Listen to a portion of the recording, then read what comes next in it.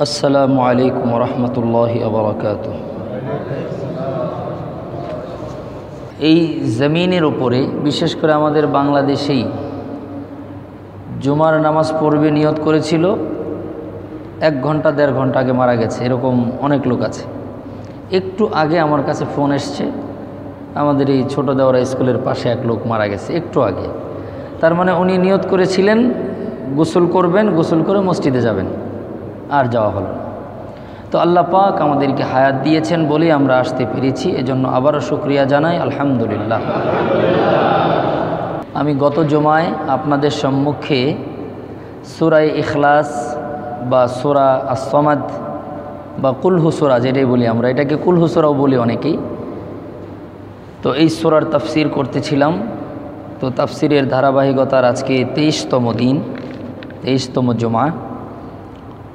আজকে আমি যতটুকু গত জুমায় বলেছি বাকি কথাগুলি খুব সংক্ষেপে বলে আজকে আমার সামনে আরেকটি গুরুত্বপূর্ণ বিষয় আছে যেটা বলা জরুরি, অর্থাৎ আশুরা বা মুহররম। তো সূরা ইখলাস যেহেতু অর্ধেক রাখা যাচ্ছে না, এজন্য আমি বাকি আলোচনাটুকু করে নিচ্ছি। আল্লাহ রাব্বুল আলামিন পবিত্র কোরআনের মধ্যে 112তম সূরা ইখলাস নাজিল করেছেন। কিছু ইহুদি নাসারা এবং মুশরিকরা আল্লাহ পাকের বংশ পরিচয় সম্পর্কে নবী করিম সাল্লাল্লাহু আলাইহি সাল্লামকে জিজ্ঞেস করলে তার পরিপ্রেক্ষিতে আল্লাহ পাক তার পরিচয় দিয়ে এই আয়াতকে নাজিল করেছেন, এই সূরাকে নাজিল করেছেন। আল্লাহ তাআলা বলেন, কুল হুয়াল্লাহু আহাদ, নবী আপনি বলুন আল্লাহ অদ্বিতীয়, আল্লাহুস সামাদ, আল্লাহ অমুখাপেক্ষী, লাম ইয়ালিদ ওয়া লাম ইউলাদ, তিনি কাউকে জন্ম দেন নাই, তিনিও কারো থেকে জন্মগ্রহণ করেন নাই, ওয়ালাম ইয়াকুন লাহু কুফুয়ান আহাদ, তার সমকক্ষ কেহ নেই। এই পৃথিবীর মধ্যে যত সৃষ্টি আছে সমস্ত সৃষ্টির স্রষ্টাকে আল্লাহ। আমরা যা দেখতে পাই, আমাদের তাসাউরে যা আসে, অর্থাৎ আমাদের জ্ঞানে যা কিছু আমরা কল্পনা করি, স্বপ্ন দেখি, এই প্রত্যেকটা জিনিসের একটা আকার আছে, আকৃতি আছে, একটা ডিজাইন আছে। কারণ সমস্ত ডিজাইনের স্রষ্টা সেই মহা ডিজাইনার আল্লাহ তাআলা। আল্লাহ কেমন, এটার কোনো ডিজাইন, এটার কোনো নমুনা আল্লাহ তাআলা কারো মস্তিষ্কে দেননি, কারো মস্তিষ্কে আসবেও না। কিন্তু তার অস্তিত্ব অবিসম্ভাবী, নিশ্চিত আল্লাহ আছেন এবং তিনি অদ্বিতীয়, তার কোনো শরীক নেই। এটাই হলো সূরা ইখলাসের মূল কথা। আমি বলেছিলাম সূরা ইখলাসের বিষয়বস্তু হলো একত্ববাদ, তাওহীদবাদ। তাওহীদ মোট 3 প্রকার। এই জিনিসটা খুব গুরুত্বপূর্ণ, আমরা ইনশাআল্লাহ আজকে এটা শিখে যাব। তাওহীদ মোট 3 প্রকার। 1 নম্বর হলো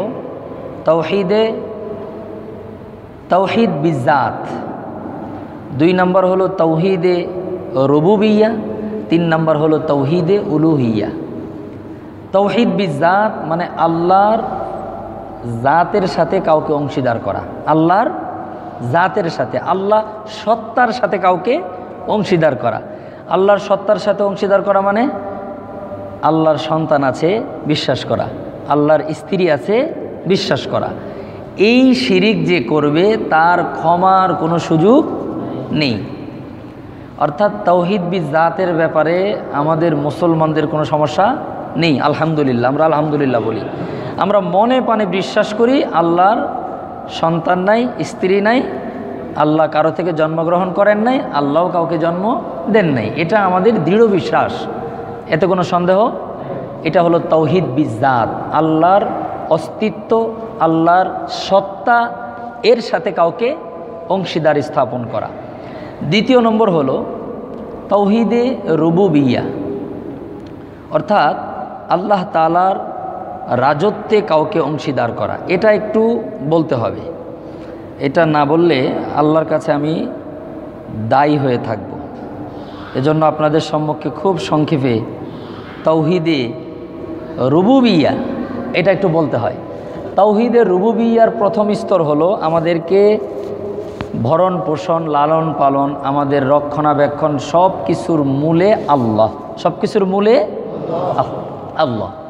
এই কথাটির অনেক লম্বা ব্যাখ্যা আছে, সার সংক্ষেপ হলো, আমাদের বাবা আমাদের মা আমাদের জন্য যে মায়া করে, আমাদেরকে ভালোবাসে নিজেদের জীবনের থেকে, এই মায়া, এই মমতা, এই মহাব্বত, আল্লাহ বলেন তোমার মার দিলের মধ্যে কে মহাব্বত সৃষ্টি করে দিল?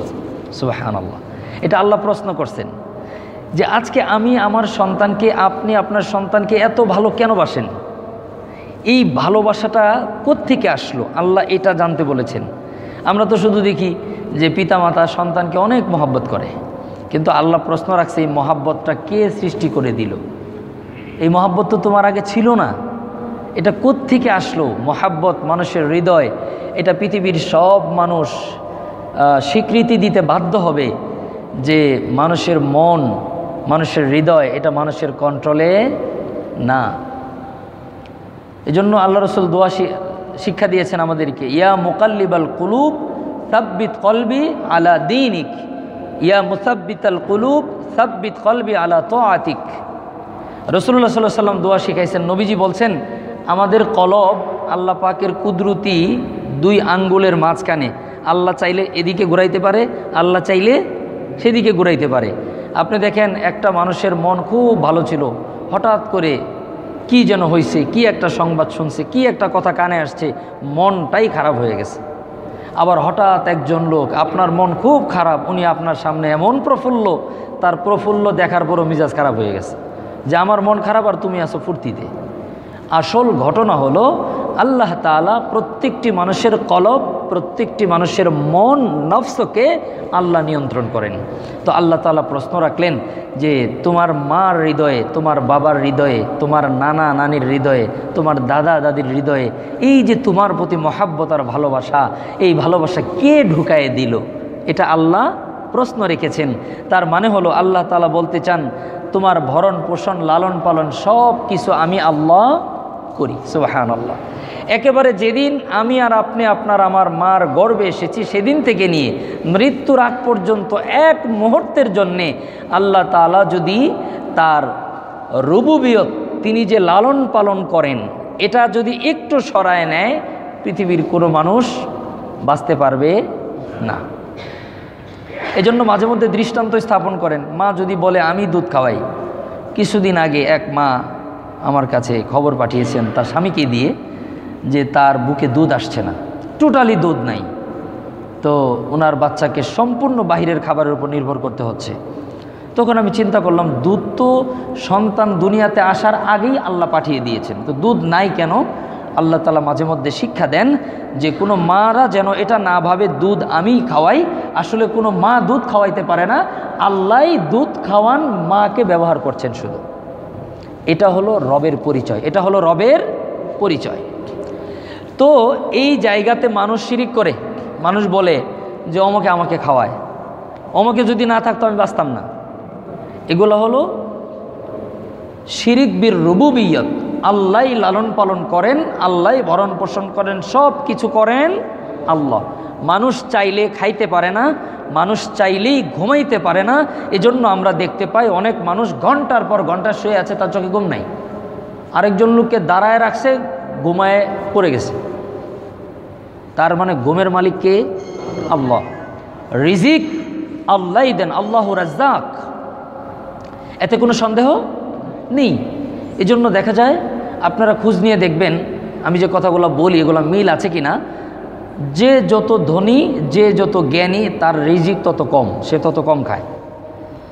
যে যত গরিব, বুদ্ধিশুদ্ধি কম, তার খাবার বেশি। আল্লাহ এটা বুঝাই দিল যে রিজিকের মালিক আমি।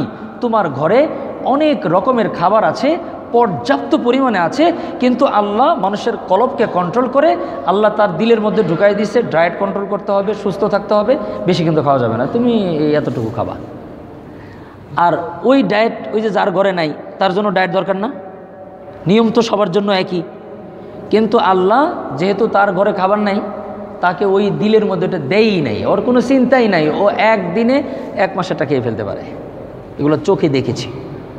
তো মুআজ্জাজ হাজিরিন, আল্লাহ রব, আল্লাহ রব, আল্লাহ আমাদের রব। তিনি লালন পালন করেন, তিনি ভরণ পোষণ করেন, তিনি খাওয়ান, তিনি ঘুম পাড়িয়ে দেন, তিনি আবার ঘুম থেকে জাগ্রত করেন।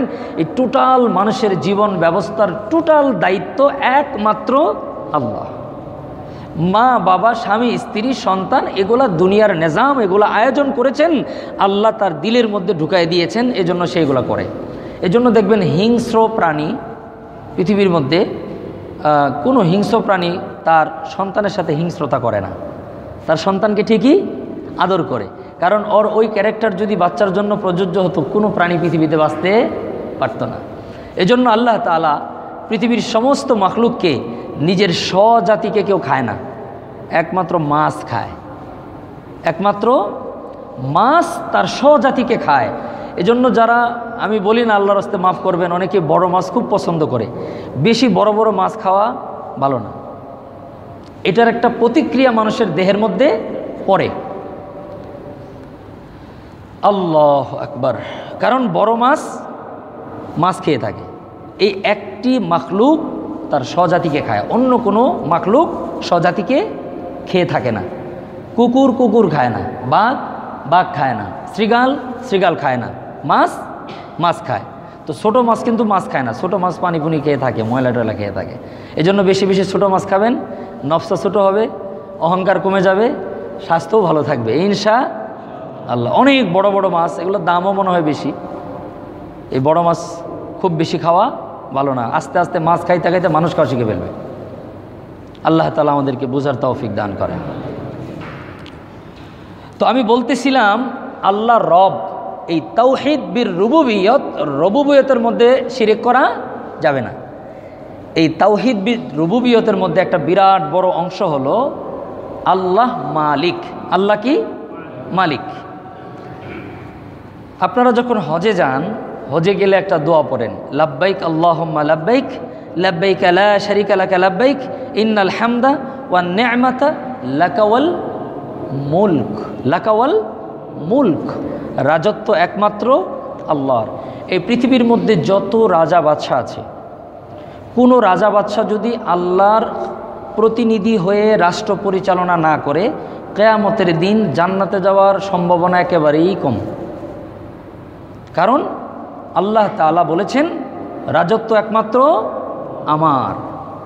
গণতন্ত্রের যত নীতিমালা আছে, এর মধ্যে একটি নীতিমালা খুব আপত্তিকর, এটা ঈমানি কথা, এটা আপনাকে সব জায়গায় অ্যাপ্লাই করতে হবে ব্যাপারটা এমন না, কিন্তু জেনে থাকা দরকার, ঈমানি কথা। সেটা কি?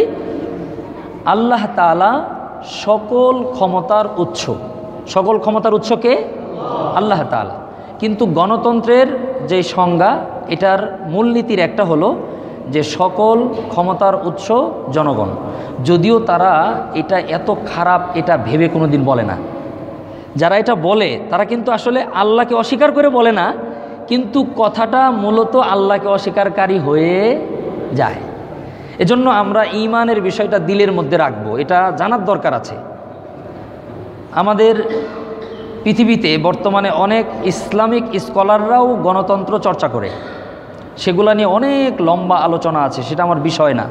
শুধু গণতন্ত্রের এই অংশটুকু যে ক্ষমতার মালিককে আল্লাহ, আল্লাহই মানুষকে ক্ষমতা দান করেন, আল্লাহই মানুষকে ক্ষমতার থেকে নামিয়ে দেন। এ কথা আল্লাহ পবিত্র কোরআনে 3 নম্বর পারার 12 নম্বর পৃষ্ঠা সূরা আলে ইমরানের 26 নম্বর আয়াতের মধ্যে খুব পরিষ্কার করে বলেছেন যে তাওহীদ বির রুবুবিয়ত, রব একমাত্র আল্লাহ। তাওহীদ বির রুবুবিয়তের যত শাখা আছে এর মধ্যে গুরুত্বপূর্ণ শাখা হলো পুরো পৃথিবীটা, এটা শুধু কোনো রাষ্ট্র না, পুরো পৃথিবী পরিচালিত হবে কার নির্দেশে? আল্লাহর নির্দেশে। আল্লাহ পাক হিন্দু, বৌদ্ধ, খ্রিস্টান, মুসলিম, নাস্তিক সবার জন্য নীতিমালা স্পষ্ট করে বর্ণনা করে দিয়েছেন। পৃথিবীর কোনো মানুষের কোনো নীতিমালা প্রণয়ন করার, মূল নীতি প্রণয়ন করার প্রয়োজন নাই। মূল নীতি প্রণয়ন করার অর্থ দাঁড়ায় এরকম যে কোরআন যথেষ্ট না, এজন্য এটা করতে হচ্ছে, অর্থটা এরকম দাঁড়ায়। অথবা কোরআন আমরা মানব না, আমরা আমাদের মতো করে চলবো, এই দুইটার থেকে খালি না। আল্লাহ তাআলা পবিত্র কোরআনে স্পষ্ট ভাষায় বলেছেন, বিসমিল্লাহির রহমানির রহিম, কুলিল্লাহুম্মা মালিকাল মুলকি তুতিল মুলকা মান তাশা وتنزع الملك ممن تشاء وتعز من تشاء وتذل من تشاء بيدك الخير إنك على كل شيء قدير। আল্লাহ পাক বলেন, নবী কুল, আপনি বলুন, আল্লাহুম্মা মালিকাল মুলক, নিশ্চয়ই আল্লাহ সকল বাদশার বাদশাহ, নিশ্চয় আল্লাহ সকল বাদশার বাদশাহ। তুতিল মুলকা, যেহেতু আল্লাহ সকল রাজত্বের মালিক, আল্লাহ বলেন তুতিল মুলকা মান তাশা, আল্লাহ যাকে ইচ্ছা তাকে ক্ষমতা দান করেন। এজন্য পৃথিবীর সব জনগণ মিলে যদি চায় একটা, আল্লাহ যদি কয় আরেকটাই হবে, জনগণেরটা হবে না। এজন্য আল্লাহ পৃথিবীর জায়গায় জায়গায় এমন এমন কাণ্ড ঘটায়, ওই কাণ্ডগুলা দ্বারা বোঝা যায় যে জনগণ যে সকল ক্ষমতার উৎস নয়, জনগণের পিছনে আরেকজন মহান মালিক যে আছেন, তখন লাস্টে ব্যর্থ হয়ে তখন গিয়া কয় নসিব খারাপ, তখন গিয়া কি বলে নসিব খারাপ। আগেই যদি বলতো যে নসিব আল্লাহই দেয়, তাহলে হয়তোবা নসিবটা ভালো হয়ে যেত। আল্লাহ তাআলা বলেন, নবী আপনি বলেন, আল্লাহুম্মা মালিকাল মুলক, আল্লাহ একমাত্র সকল রাজ্যের রাজা। তুতিল মুলকা মান তাশা, আল্লাহ যাকে ইচ্ছা তাকে প্রতিনিধিত্ব দান করেন। ওয়া তানজিউল মুলকা মিম্মান তাশা, আল্লাহ যাকে ইচ্ছা তার থেকে ক্ষমতা ছিনায় নেয়। বিয়াদিকাল খায়র, না, আল্লাহ বলতেছেন ওয়া তুইজ্জু মান তাশা ওয়া তুযিল্লু মান তাশা, আল্লাহ যাকে ইচ্ছা সম্মান দান করেন, যাকে ইচ্ছা বেইজ্জতি করে দেন। আপনারা দেখবেন সম্মান আল্লাহ দেয়, বেইজ্জতি আল্লাহ করে। আমরা মাঝে মধ্যে এমন মানুষকে অপমানিত হতে দেখি যে হয়তোবা ওই ঘটনা প্রকাশিত হওয়ার 1 ঘন্টা আগেও ওই লোকটাকে সবাই সম্মান করত। মুহূর্তের মধ্যে আল্লাহ তাআলা তার উপর থেকে রহমতের ছায়া সরায় নিয়েছে, তার কিয়ামত শুরু হয়ে গেছে। এজন্য নবীর কাছে জিজ্ঞেস করতো মানুষরা যে কিয়ামত কবে হবে।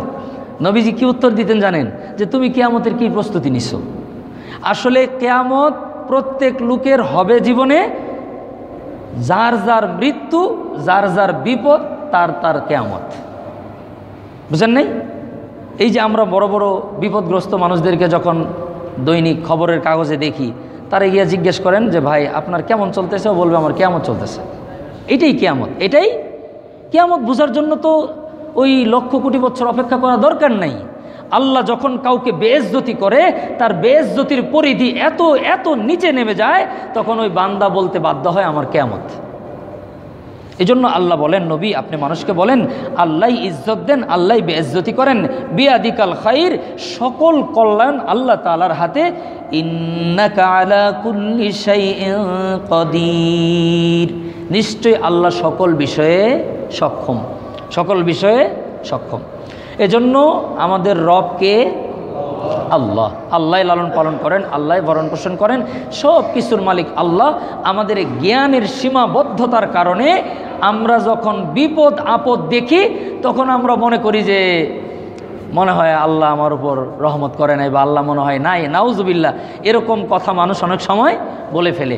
আসলে আল্লাহ যা কিছু দেন সব কিছু মানুষের কল্যাণের জন্য দেন।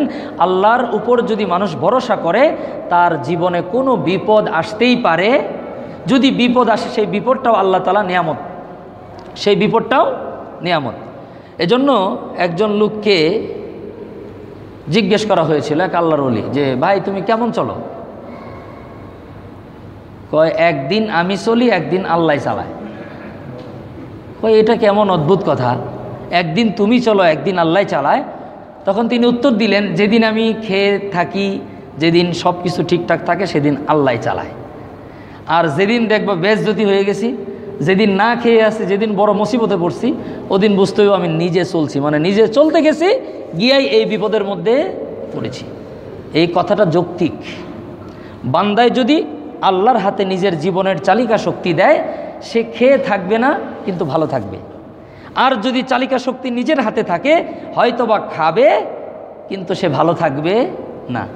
এজন্য আমরা ভালো থাকতে চাই, আল্লাহর হাতে নিজের জীবনের রশি আল্লাহর হাতে দিয়ে দিতে চাই। আল্লাহর কুদরতি হাত দ্বারা আমরা পৃথিবীতে চলবো ইনশাআল্লাহ।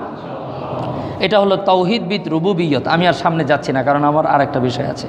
আরেকটি হলো তাওহীদ উলুহিয়া, তাওহীদ বিল উলুহিয়া, অর্থাৎ ইলাহ একমাত্র আল্লাহ, ইলাহ একমাত্র লা ইলাহা ইল্লাল্লাহ, অর্থাৎ ইবাদত বন্দিগি একমাত্র কার জন্য? আল্লাহর জন্য। আপনারা প্রশ্ন করতে পারেন যে ইবাদত বন্দিগিও কি মানুষ মানুষের জন্য করে? হ্যাঁ, করে। আপনারা শিক্ষিত সচেতন মানুষ, আপনারা হয়তোবা এমন জিনিস দেখেননি, পরিস্থিতিতে পড়েননি, বললে হয়তো বুঝবেন। এই দেশে এমনও মানুষ আছে যে এক বিশেষ ব্যক্তিকে নিজের জীবনের জন্য এমন করে নিয়েছে। আমার ভাষাটা খেয়াল করবেন, কারণ এর আগে একটা ভাষা বলছিলাম, পরে আমাকে অনেক জবাব দিতে হয়েছে, আমাকে এসে পরে জিজ্ঞেস করছে যে এটা কেন বলছেন। যাই হোক, পরে আমি জবাব দিয়েছি। এজন্য এখন আমি যে ভাষাটা ব্যবহার করব, পরে আর এই প্রশ্ন আসবে না। এমন মানুষ এদেশে আছে যারা এমন ব্যক্তিকে নিজের জীবনের জন্য এমন অভিভাবক বানাইছে, সে যদি বলে হজে যায় না, তাহলে সে হজে যাবে না। এবার বুঝতে পারছেন?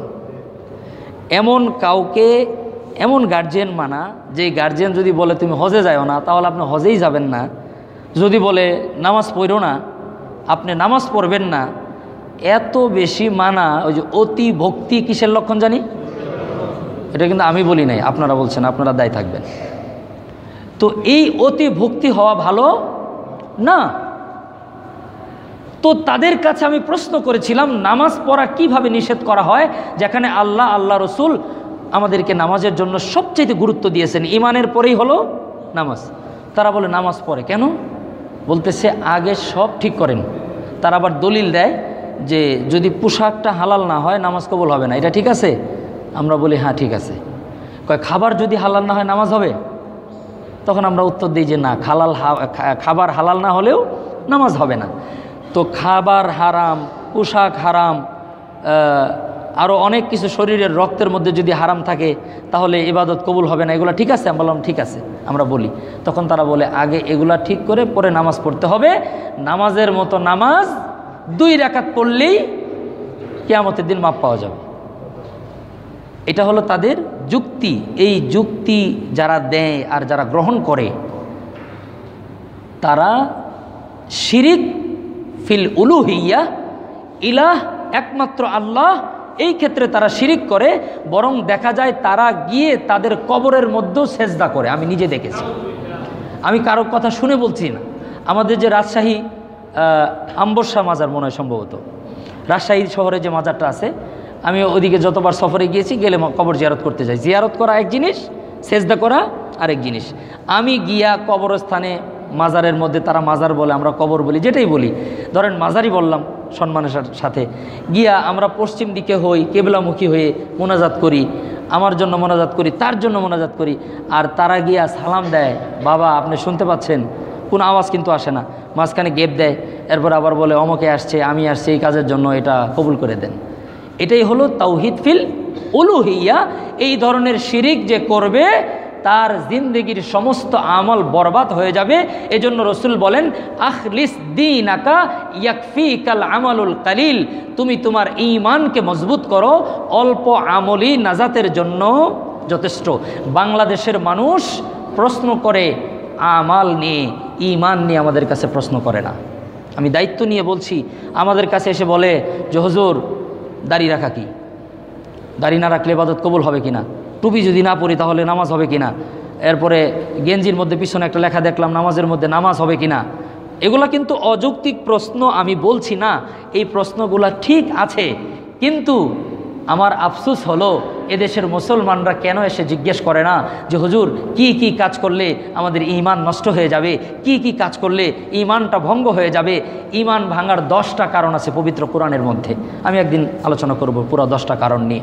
আল্লাহ তাআলা সুস্পষ্ট ভাষায় পবিত্র কোরআনে 10টা জিনিস বলেছেন যে 10টা কাজ করলে মানুষের ঈমান ভেঙে যায়। যেমন ওযু নষ্ট হয়ে যায়, গোসল ফরজ হয়, ঠিক এমন 10টি কাজ আছে যে 10টি কাজ করলে মানুষের ঈমান নষ্ট হয়ে যায়। আর ঈমান ভেঙে গেলে, ঈমান নষ্ট হয়ে গেলে, নতুন করে ঈমান না আনলে সে কাফের বেঈমান হয়ে যায়। কয়জন মুসলমান আমাদেরকে জিজ্ঞেস করেছেন যে ঈমান ভাঙার কারণগুলো কি কি একটু জেনে নেই। আপনি তো বারবার প্রশ্ন করেছেন ওযু ভাঙার কারণ কি, আপনি বারবার জানতে চেয়েছেন নামাজ কি করলে নষ্ট হয়ে যায়, বারবার জানতে চেয়েছেন, কত আমাল, কত ইবাদত নিয়ে আমাদের প্রশ্ন। কিন্তু ইবাদতের আগে হলো ঈমান। আল্লাহ তাআলা হাসরের দিন প্রথমে বান্দার সমস্ত আমালকে এক পাল্লায় রাখবেন, ঈমানকে এক পাল্লায় রাখবেন। আমলের মধ্যে গুনাহও থাকবে, নেকও থাকবে। আপনারা একটা উদাহরণ দিলে বুঝবেন, আল্লাহ যে কিয়ামতের দিন মিজান কায়েম করবেন, সেখানে কিন্তু পাথর থাকবে না, টোটাল ইবাদত বন্দিগি দিয়েই মাপবে। আমি সেদিন হারিনালে বেগুন কিনতে গেছি, ওনার কাছে পাথর নেই, শুধু পাল্লা আছে। তো এক পাশে 2 পোটলা বেগুন রাখছে, আধা কেজির 1 পোটলা, 1 কেজির 1 পোটলা। যে 1 কেজি নেয়, ওই 1 কেজির পলিথিন এক পাশে দেয়, আর 1 কেজি বেগুন দেয়। আমার কথা কি বুঝতেছেন? আধা কেজি নিলে আধা কেজির পোটলা ওঠায়, আধা কেজি দেয়। তখন এটা আমি দেখলাম আর বেগুন কিনলাম আর চিন্তা করলাম, এটাই তো হাসরের ময়দানের চিত্র। কি আল্লাহ তাআলা এক পাল্লায় সকল মানুষের নেক এবং বদি, নেক এবং গুনাহগুলা এক পাল্লায় উঠাবে, আরেক পাল্লায় ঈমান উঠাবে। যখন ঈমান শুদ্ধ হবে, আল্লাহ রসুল বলেন তার ঈমানের পাল্লা এত এত ভারী হয়ে যাবে, ওই গুনাহ আর নেক মিলে তার ধারে কাছ দিয়েও যাবে না। তখন প্রথম মাপে সে জান্নাতি, আল্লাহ তাআলা ঘোষণা করবেন সে জান্নাতি। সুবহানাল্লাহ। এক। দ্বিতীয় নম্বর, ঈমানকে নামিয়ে দিবেন, দিয়ে গুনাহগুলা এক পাল্লায়, নেকগুলা এক পাল্লায়। তার মানে পাথর থাকতেছে না, কিন্তু শুধু আমার জীবনের ঈমান, নেক আর গুনাহ দিয়েই মাপটা হবে। দ্বিতীয় নম্বর মাপবেন, গুনাহ এক পাশে, নেক এক পাশে। নেকের পাল্লা যদি একটুও ভারী হয়, আল্লাহ তাআলা সাথে সাথে তাকে জান্নাত দিয়ে দিবেন। গুনার পাল্লা যদি একটুও ভারী হয়, ওই পরিমাণ দুজকে খাটার পরে ঈমান থাকার কারণে সে জান্নাতে চলে যাবে। তো এজন্যে আমাদের দরকার হলো ঈমান, আমাদের দরকার। এখন যদি ঈমানের সমস্যা হয়, অনেক নেক আমল, কোনো ইবাদত ছাড়ে নাই, কিন্তু ঈমানে সমস্যা, তো প্রথম মাপেই তো ফেল। এজন্য আল্লাহ তাআলা আমাদের ঈমানকে মজবুত করার তৌফিক দান করেন। তো এটা হলো তাওহীদ ফিল উলুহিয়া। আমরা ইবাদত করব একমাত্র কার? আল্লাহর। সূরা ইখলাসের মূল মেসেজ এটাই, যে আল্লাহর জাতে কোনো অংশ নাই, আল্লাহর সিফাতে অর্থাৎ রুবুবিয়তে কোনো অংশ নাই, উলুহিয়তে কোনো অংশ নাই। রুবুবিয়ত মানে লালন পালন, ভরণ পোষণ, জীবন মরণ, সুস্থতা অসুস্থতা সব কিছু কে দেন? এটা হলো রব আল্লাহ। এর মধ্যে রাজত্বের কথাও বলেছি, রাজনীতির কথা আমি বলিনি। আমি রাজত্বের কথা বলবই, আমার আল্লাহ বলতে বলেছেন। আল্লাহ বলেছেন, ও মসজিদের খতিবরা, ও নবী পয়গম্বররা, তোমরা আমার জনগণদেরকে জানায় দিও, সমস্ত রাজত্বের মালিক একমাত্র আমি আল্লাহ। কেউ যদি আমার রাজ্যে আমার মালিকানা ব্যবহার করে, আমার কথা মতো রাজ্য পরিচালনা না করে, কিয়ামতের ময়দানে অবশ্যই অবশ্যই আল্লাহর আদালতের কাঠগড়ায় দাঁড়াইতেই হবে। আল্লাহ তাআলা আমাদেরকে এই কথা বুঝবার তৌফিক দান করেন। এই গেল সূরা ইখলাসের সার সংক্ষেপ। এবার আমি সংক্ষিপ্তভাবে আপনাদের সামনে, যেহেতু মুহররম মাস চলতেছে, মুহররম মাস আজকে হলো 5 তারিখ। আমরা তো আরবি তারিখ খবর রাখি না, আরবি তারিখ খবর রাখাটা সুন্নত, কি বললাম, এবং ফরজে কেফায়া। ফরজে কিছু মানুষ খবর রাখলে অন্যরা বেঁচে যাবে, কেউ যদি খবর না রাখে সবাই ফরজ তরক করলো।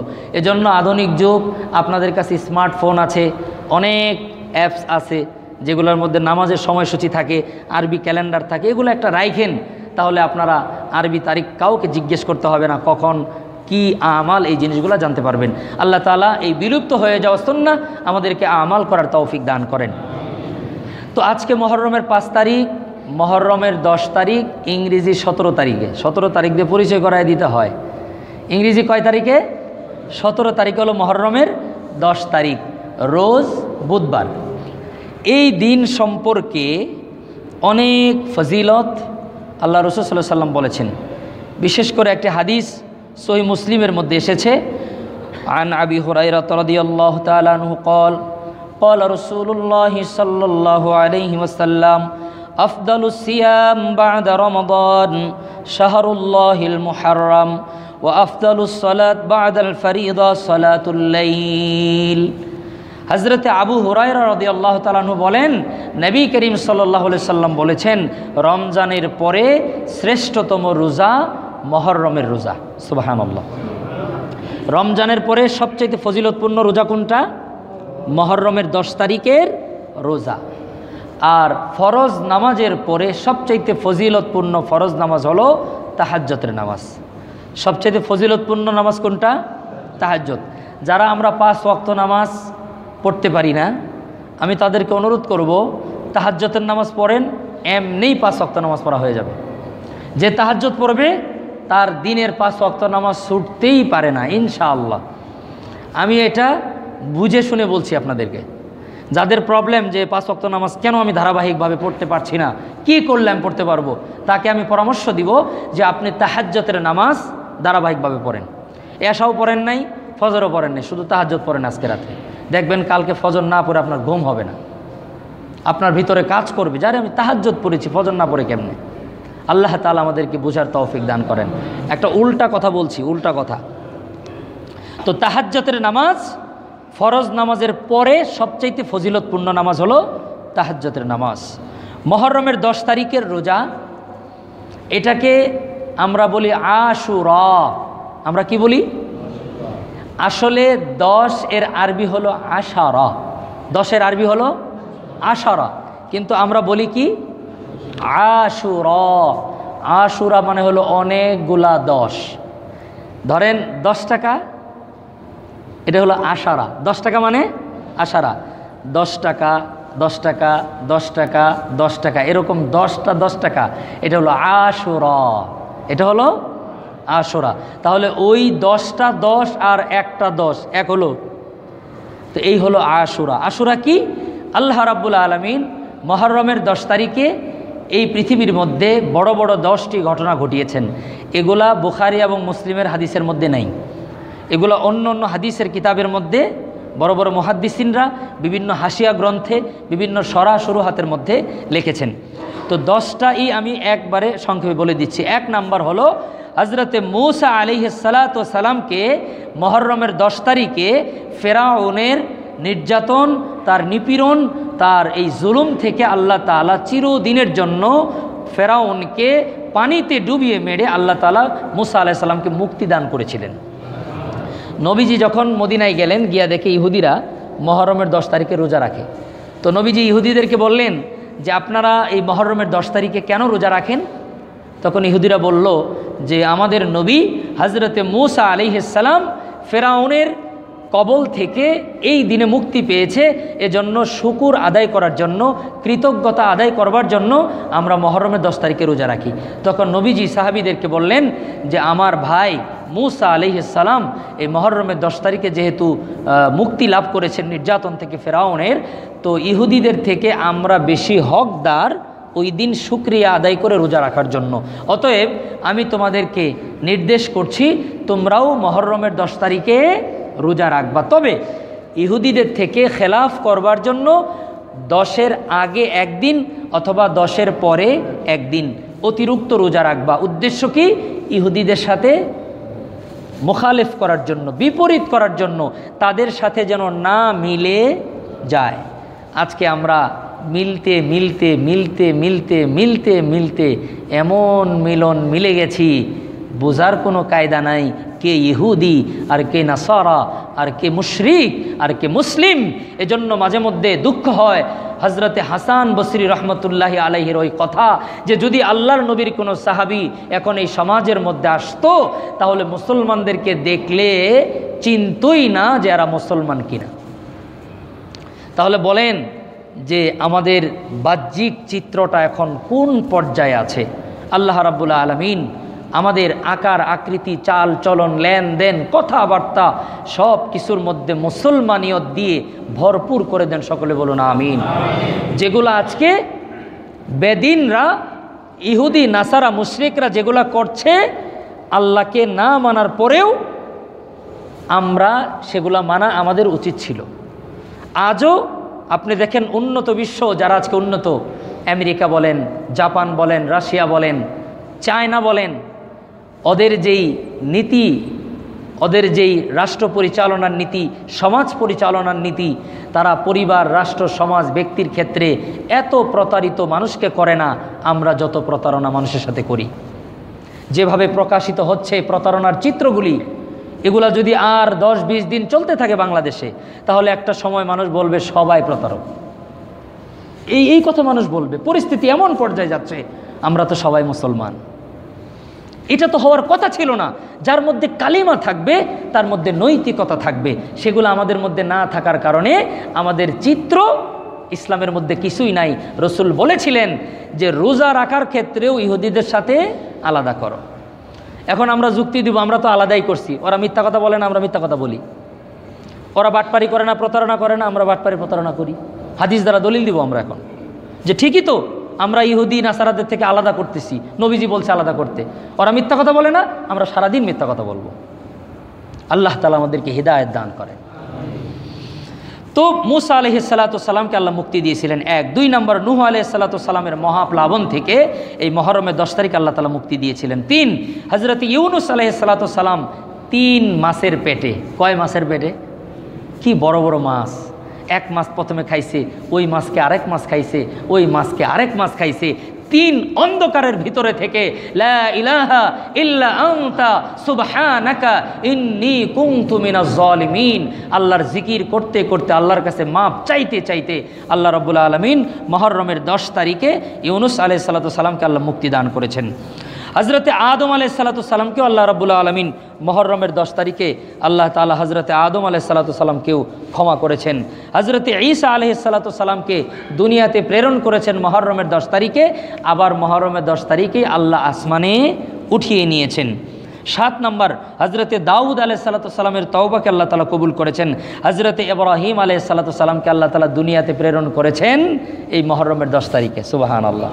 হযরতে ইব্রাহিম এমন একজন নবী যেই নবী নিজে তার রবকে খুঁজে বের করেছে। সুবহানাল্লাহ। পৃথিবীর কোনো মানুষ নিজেই আল্লাহকে খুঁজে নেই। এই একজন মানুষ যিনি আসছেন, ছোটবেলায় মনে জাগছে যে পৃথিবী কে চালায়। বলতেছেন যে ও সূর্য মনে হয় চালায়, সূর্য খুব শক্তিশালী, সূর্যের তাপমাত্রা না থাকলে পৃথিবী অচল হয়ে যাবে। তখন উনি বলতেছেন যে সূর্য মনে হয় রব। সন্ধ্যার সময় দেখে না সূর্য ডুবে যায়। আল্লাহ কুরআনে লম্বা ঘটনা বলেছেন, যখন সূর্য ডুবে যায় তখন ইব্রাহিম আলাইহিস সালাম ছোট মানুষ বলে, না এ তো রব হতে পারে না, রব যিনি উনি সব সময় থাকবেন, উনি তো ডুবে গেলেন। দেখে রাত্রে চন্দ্র উদিত হয়, চন্দ্রের আলো দেখে বলতেছেন যে চাঁদের আলো না হলে তো পৃথিবী অন্ধকার হয়ে যেত, তাহলে চন্দ্রই হবে আল্লাহ। এভাবে উনি খুঁজতে খুঁজতে খুঁজতে খুঁজতে ইব্রাহিম আলাইহিস সালাম এমন একজন মানুষ, এমন একজন নবী, তিনি নিজেই নিজের রবকে আবিষ্কার করছেন। তিনি বলেছেন আল্লাহ তো হবেন তিনি যিনি সব কিছুর মালিক, যিনি সব কিছুর স্রষ্টা, সব কিছু তিনি করতে পারেন কাউকে ছাড়া, পৃথিবীর কেউ তাকে ছাড়া কিচ্ছু করতে পারেন না। এভাবে খুঁজতে খুঁজতে তিনি বলেন লা ইলাহা ইল্লাল্লাহ। সুবহানাল্লাহ। এজন্য ইব্রাহিমের অনেক মর্যাদা, আল্লাহ ইব্রাহিমকে অনেক ভালোবাসেন। তো ইব্রাহিম আলাইহিসসালাম 10 মুহররম দুনিয়াতে এসেছেন। 9 নম্বর, হযরতে ইয়াকুব আলাইহিস সালাম তার ছেলে ইউসুফ আলাইহিস সালামকে হারানোর পরে কাঁদতে কাঁদতে চোখ অন্ধ হয়ে গিয়েছিল।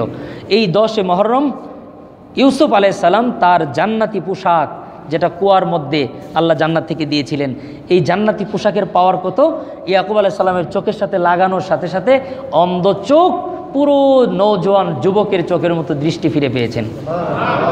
এই 10 মুহররম 10 নম্বর, মুহাম্মদ রাসূলুল্লাহ সাল্লাল্লাহু আলাইহি সাল্লামকে আল্লাহ তাআলা সুসংবাদ দিয়েছেন, হে মুহাম্মদ আপনার পিছনের এবং সামনের সব গুনাহ আমি আল্লাহ মাফ করে দিলাম। সুবহানাল্লাহ। নবীজি জীবনে কোনো ভুল করেন নাই, আল্লাহ করতে দেন নাই, আল্লাহ তার দ্বারা কোনো ছোট্ট গুনাহ হতে দেন নাই, আল্লাহ দেন নাই। এটা বলবো না আমরা যে নবী করেন নাই, কারণ নবীজি নিজে বলছেন যে আল্লাহ আমাকে হেফাজত করছেন, আল্লাহ আমাকে।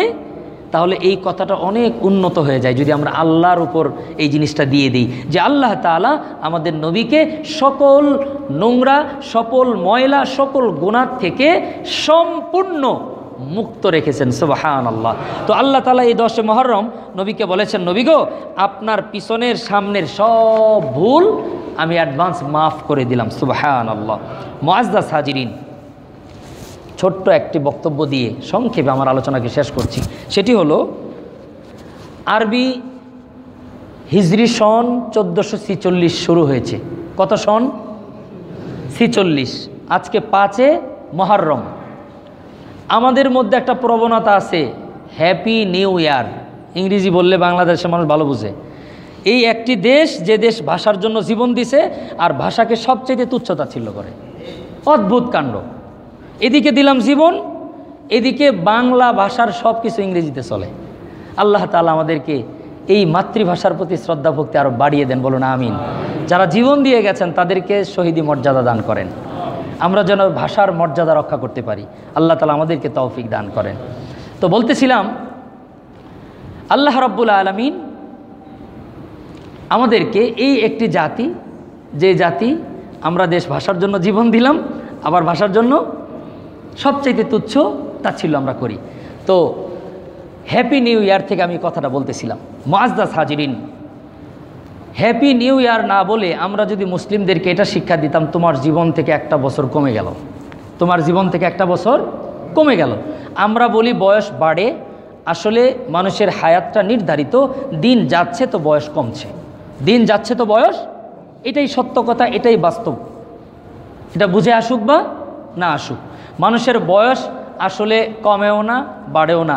যারা বুড়া মানুষ আছেন তারা সাক্ষী দিবেন, মনের বয়স কিন্তু একটুও কমে না, মনের বয়স একটুও কমে না। এটা উলামা একরামের গবেষণালব্ধ তথ্য। 90-80 বছর বয়স হয়েছে, এখনও মনের মধ্যে স্বপ্ন জাগে, যদি 25 বছরের যুবকের মতো বসবাস করতে পারতাম। প্রত্যেকটা বৃদ্ধ মানুষের এটা বাস্তবতা। কিন্তু আসল কথা হলো আমরা দুনিয়া থেকে চলে যাব, সময়ের মূল্য দেওয়া। এই মহরম থেকে আমরা একটা শিক্ষা নিব। আমি আগামী জুমায় আপনাদেরকে মহরমের আরেকটা পার্ট আছে, কারবালা নিয়ে কথা বলবো। আমি 2 মিনিট শুধু দুটি কথা বলে শেষ করছি। সেটি হলো, মহরমের বছরের শুরুর আমাদের মূল শিক্ষা হোক সময়ের জ্ঞান। কিসের জ্ঞান? 1 সেকেন্ডের মূল্য কত, এই জিনিসটা আমি বোঝার জন্য একটা মাসআলা আপনাদেরকে বলি। 1 সেকেন্ডের দাম কত? আহলে সুন্নাত ওয়াল জামাতের আকীদার বিশ্বাস, কেউ যদি জান্নাতে যেতে চায় দুনিয়াকে টাচ করতেই হবে। দুনিয়া টাচ করা ব্যতীত জান্নাতে যাওয়া যাবে। আদম এবং হাওয়া দুনিয়াতে আসছেন, জান্নাতে গেছেন। যত নবীরা দুনিয়াতে আসছেন, জান্নাতে গেছেন। সবাই জান্নাতে যাবে দুনিয়া হলেই, দুনিয়া হলেই। দুনিয়াকে স্পর্শ করতে হবে, সেটা 1 সেকেন্ড হোক অথবা 1 সেকেন্ডের 1000 ভাগের 1 ভাগ হোক। দুনিয়ার স্পর্শ ছাড়া কেউ জান্নাতে যেতে পারবে না। এজন্য আহলে সুন্নাত ওয়াল জামাতের আকীদা হলো, কোনো মা যদি 2টি যমজ বাচ্চা প্রসব করে, একটি বাচ্চার ল্যাংড়া, হাত নাই, পা নাই, পা বাঁকা, চুল নাই, চোখ কানা, কিন্তু জীবন আছে। কি আছে? তো হওয়ার পরে একটু আওয়াজ দিয়েছে, আওয়াজ দেওয়ার কারণে এই বাচ্চাটির জানাজা হবে। বাচ্চাটি মরে গেছে, জানাজা হবে, কাফন দাফন সব কিছু হবে। মেয়ে হলে 5 কাপড়, ছেলে হলে 3 কাপড়। 500 বছরের বৃদ্ধর জন্য যেই নিয়ম, ওই 5 সেকেন্ডের বাচ্চার জন্য একই নিয়ম।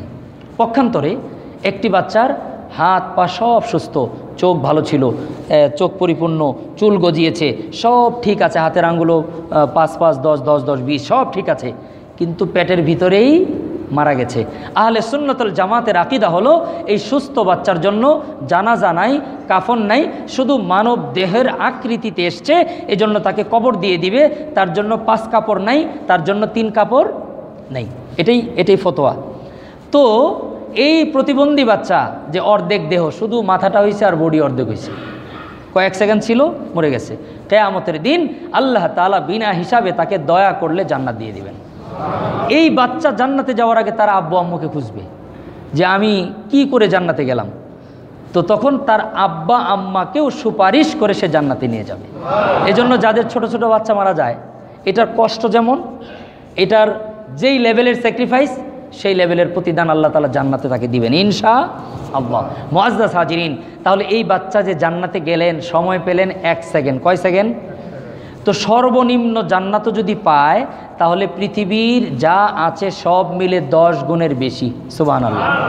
তাহলে পৃথিবীর 10 গুণ সম্পত্তি সব কিছু মিলে একটু বেশি, এটার যেই মূল্য 1 সেকেন্ড সময়ের তাই মূল্য। এটা হলো দুনিয়ার হায়াতের দাম। এজন্য আমরা আল্লাহ তাআলার কাছে হায়াত ভিক্ষা চাবো। দুনিয়াতে বেঁচে থাকার দরকার আছে। আপনি 1 সেকেন্ড যদি বেশি থাকেন, ওই পৃথিবীর 10 গুণ বেশি সম্পত্তি আপনি উপার্জন করতে পারবেন, যদি সময়টা আল্লাহর জন্য আপনি ব্যয় করেন।